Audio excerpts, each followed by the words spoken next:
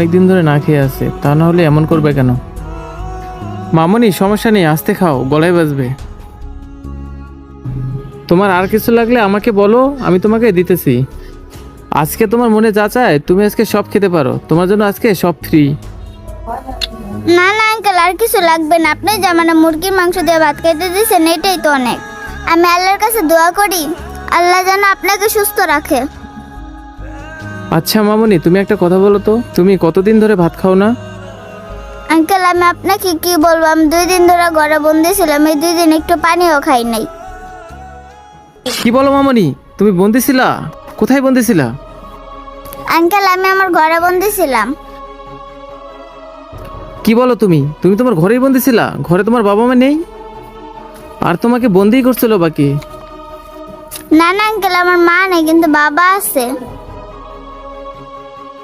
তাহলে তোমার বাবা কোথায় ছিল? আমার বাবা বিয়ে করে আমার সৎমার কাছে রেখে বিদেশ চলে গেছে। বাবা ভাবছিল আমার জন্য একটা মা এনে দিলে আমার খুব খেয়াল রাখবে। তাহলে কি তোমার সেই মা তোমাকে আদর যত্ন করে না? হ্যাঁ আঙ্কেল করে তো, আমার উপরে